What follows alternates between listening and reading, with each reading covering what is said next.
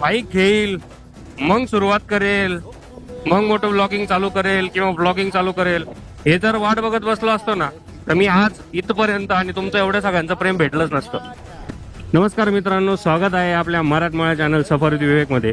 आज जरा कॅमेरा वेगळ्या अँगलला लावलाय, म्हणजे असं फ्रंटला लावलाय. समोरच भरपूर वेळा दाखवलंय, आता भरपूर शूट समोरचे झालेत, म्हणून म्हणलं चला बघूया आज ह्या व्ह्यूला अँगलला कॅमेरा लावून बघू कसं होतंय.